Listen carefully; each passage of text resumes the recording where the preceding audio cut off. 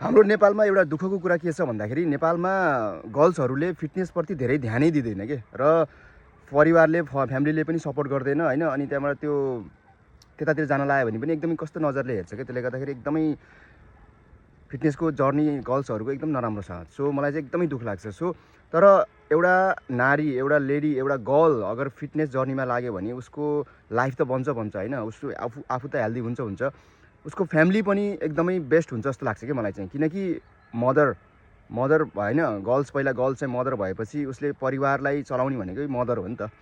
ऊ हेल्दी भयो भने, उसले आफू हेल्दी माइन्डसेट भयो भने उसले आफ्नो बच्चाहरूलाई पनि सेम हेल्दी माइन्डसेट दिन्छ हैन। उसलाई नलेज त्यही दिन्छ अनि फिटनेसप्रति उसलाई पनि जागरुक गर्छ हैन। आफूले जित्न जरुरी छैन फिटनेसमा, तर आफू फिटनेसप्रति अलिकति भयो भने चाहिँ फ्यामिलीलाई हैन, आफ्नो सोसाइटीलाई चाहिँ बिल्ड गर्न एकदम सजिलो हुन्छ। अगर लेडी हैन, गर्ल्स चाहिँ फिटनेसतिर लाग्यो भने, उसले चाहिँ हेल्दी कुराहरू सिक्न लाग्यो भने, खाना लाग्यो भने चाहिँ एकदम बेस्ट हुन्छ। किनकि home is the first school and mother is the first teacher.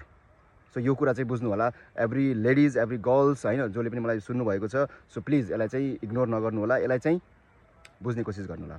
So healthy खानुस् हैन, हेल्दी रहनुस् र आफ्नो फ्यामिलीलाई पनि हेल्दी बनाउनुस्। Thank you.